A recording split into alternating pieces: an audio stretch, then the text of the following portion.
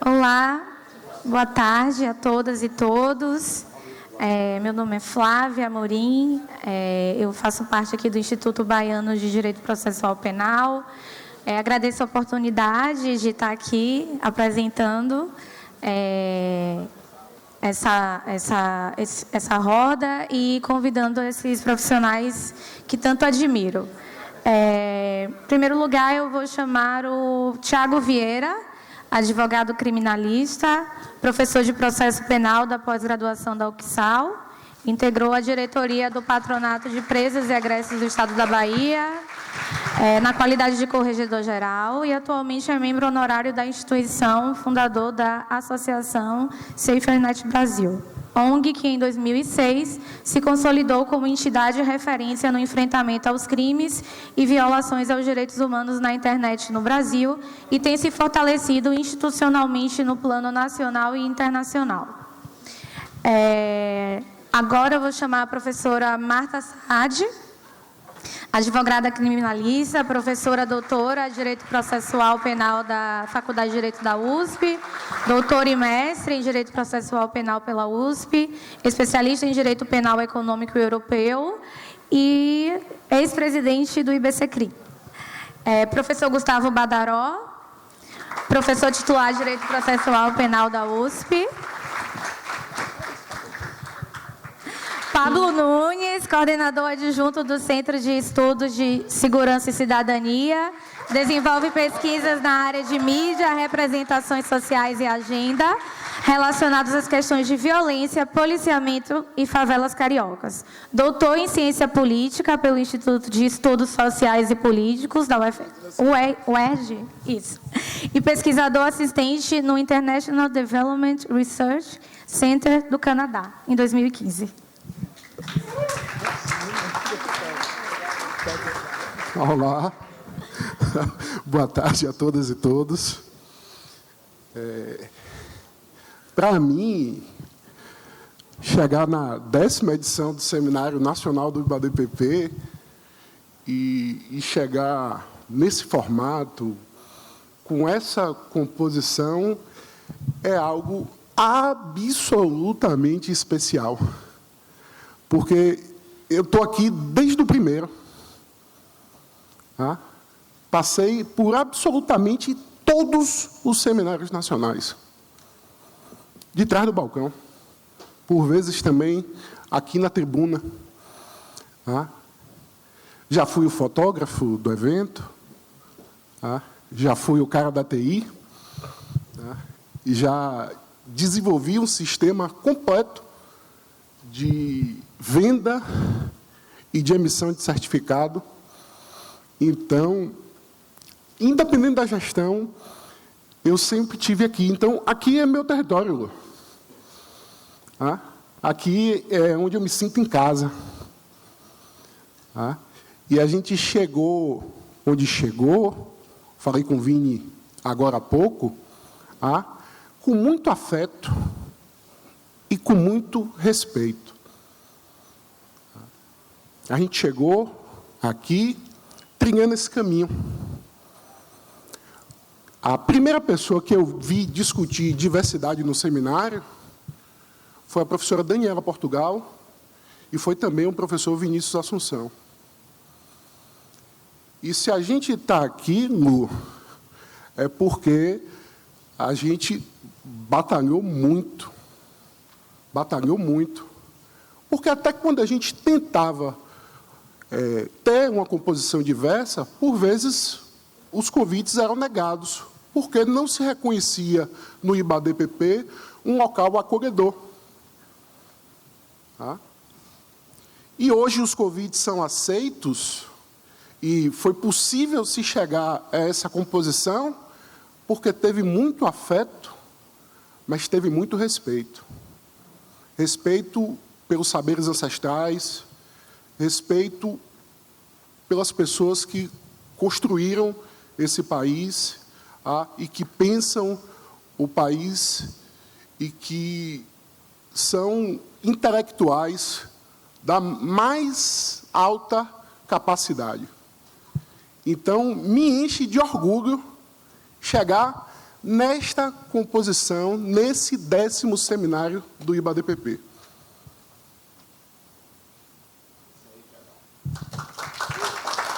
Mas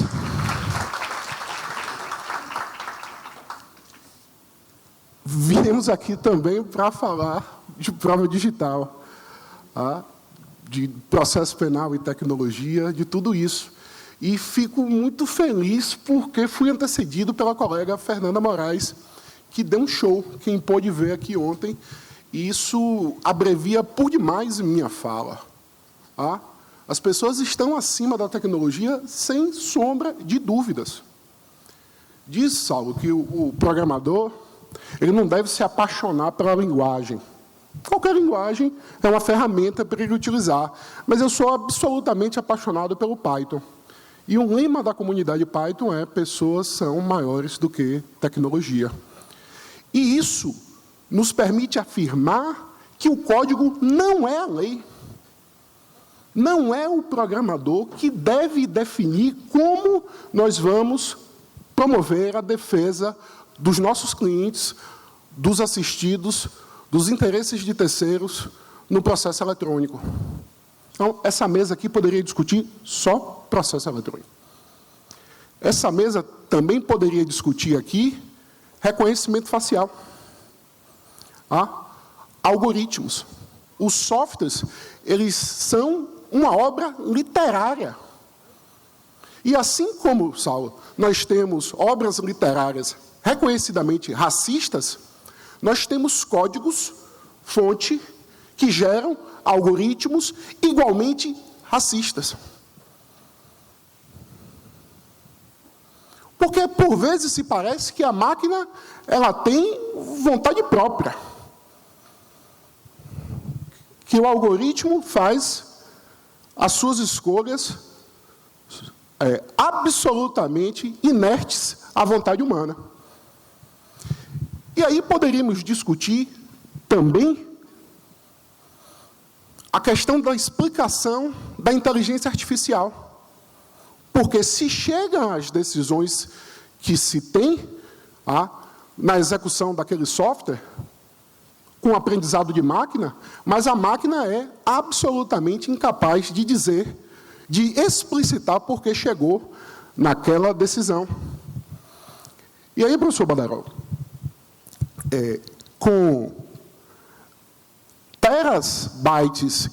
mais terabytes de dados apreendidos, é um software que faz as escolhas do que é relevante e do que não é relevante. Eu costumo sempre usar o exemplo do Príncipe Winga, que ele ia saindo do hospital e ele aí faz esse gesto para dizer que era o terceiro filho dele que estava nascendo. Um fotógrafo do lado de cá fotografou e só viu ele dando um dedo. A imagem aparecia um gesto ofensivo e foi colocada a legenda: Príncipe Harry dá dedo para os jornalistas.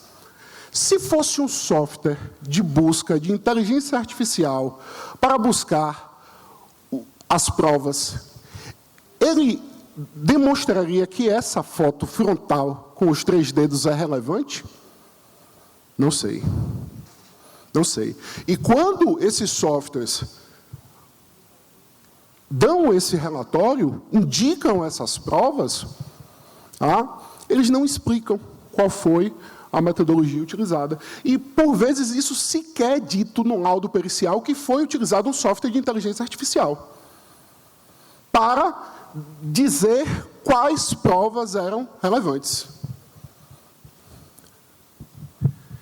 Eu costumo brincar, e sempre digo isso a Eurípides, meu professor de Direito de Informática na Universidade Católica do Salvador, que o direito da informática é a única disciplina que se orgulha de não ser autônoma. Direito administrativo passa aquele capítulo todo dizendo: olha, nós temos princípios próprios, temos autonomia, o direito penal também faz isso, o processo penal também faz isso. O direito da informática diz: não. Nós somos multidisciplinares. E é por isso que essa mesa é importante, porque não tem só advogados. E nessa mesa também tem, embora presencialmente ausente, Nina da Hora, que tem dado enormes contribuições para o cenário nacional, que infelizmente não pôde estar aqui, mas está presente porque tem pautado no âmbito nacional essas discussões com qualidade e com conteúdo técnico. E para não me alongar muito,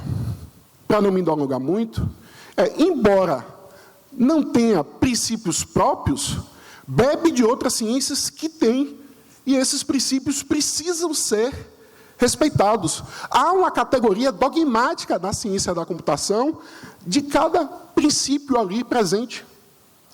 E todas as normas técnicas respeitadas que versam sobre a prova digital, a primeira princípio é o da admissibilidade. Que isso quer dizer o quê? Essa prova tem que ser produzida com respeito às normas processuais. E eu acrescento, essas provas têm que ser produzidas partindo da presunção de inocência. Então, todas essas normas técnicas que se aplicam à coleta da prova digital e análise da prova digital, elas precisam ser compatíveis com o nosso ordenamento jurídico. E vou citar aqui brevemente alguns princípios, mas vou me centrar no da admissibilidade, porque por vezes se faz confusão. Ou o da autenticidade, porque por vezes se faz confusão. A autenticidade engloba o critério de integridade, mas com este não se confunde. A autenticidade vai dizer da onde a prova veio. E de lá se manteve íntegra até aqui. A professora Benedita disse ontem na palestra que é preciso ser compreensível, que a gente do direito precisa traduzir de maneira clara esses conceitos. A ciência da computação também. Então, a prova digital, esse laudo precisa ser crível, precisa ser entendido. E quando você faz, Saulo, uma confusão de conceitos entre autenticidade e integridade, você gera uma tragédia. Sobretudo quando a gente trata de provas no âmbito de uma delação premiada, que são provas ofertadas pelo delator. Como se garantir a autenticidade disso? E aí, neste ramo do direito da informática, a gente tem algumas seduções. Muito se fala de blockchain, por exemplo. O blockchain como uma bala de prata, como uma ferramenta que vai ser capaz de resolver todos os problemas do ordenamento jurídico. Mas não explicam como vai se dar isso, de que forma isso vai ocorrer. O blockchain, ele vai lá dizer sobre a integridade, mas e o processo de captura dessa prova? Como essa cadeia de custódia foi construída? Porque um hash no final, um resumo matemático no final, que se aplica a essa prova digital, vai garantir a integridade. Mas a autenticidade no blockchain vai ser produzida de que forma? Então, quando a gente analisa a prova digital, a sua admissibilidade, o mais importante é o contexto em que esta prova foi produzida e a quantidade de informação que vai permitir à defesa contraditar aquela prova. O acesso à fonte de prova, o acesso à maneira como aquela prova foi coletada, tudo isso precisa ser descrito.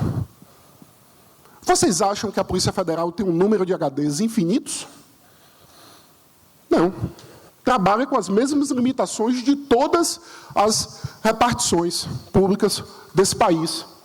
E quando você faz uma transferência de dados, uma captura de dados, você não faz uma cópia como se copia um pendrive. Você faz uma cópia bit level, que vão os dados que estão aparentes e os dados que estão vazios. E os dados que estão vazios, que foram deletados, interessam à defesa, sobretudo dos Correios, examinar, analisar.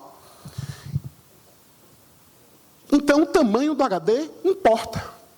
Se o HD apreendido é de 2 terabytes, o HD utilizado para esse processo de cópia, ele tem que ser no mínimo de 2 terabytes, senão ele não vai conseguir levar esses dados que estão apagados, mas presentes ainda no HD, no disco rígido.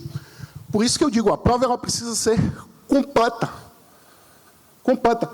Completa não no sentido de que vai trazer toda a verdade do passado para cá, mas ela precisa ter todo o contexto e ela precisa ter todos os dados e metadados dessa prova.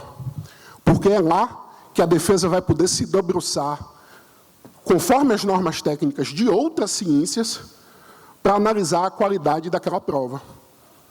Aceitar um print, por exemplo, num processo criminal, que qualquer criança produz essa prova, qualquer criança produz essa prova, é dizer que a verdade não importa no campo probatório em absolutamente nada. Que a gente pode aceitar qualquer fake news digital. E, para finalizar, para ir no cerne da questão, para mim, é que a prova digital, ela sempre vai precisar de um software para interpretar. Você tendo acesso ao significante, você não extrai o significado se você não tiver ali camadas de hardwares e de softwares para traduzir aqueles zeros e uns em informações inteligíveis ao ser humano. E se esse computador tiver em alguma dessas camadas comprometido, esta prova também não tem validade nenhuma. Porque no papel, um risco no papel deixa vestígios, um risco deixa marcas. E nós temos tecnologia para identificar isso, para identificar que ali estava gravado. Na prova digital, esses vestígios podem simplesmente não existir. Não existir. E é por isso que tudo importa. A evidência digital é extremamente frágil, e ela deve ser coletada, respeitando todos os princípios previstos nas normas técnicas. Mas eu não vim aqui para falar muito, vim só para apimentar o debate, e estou aqui agora sentado para aprender com vocês.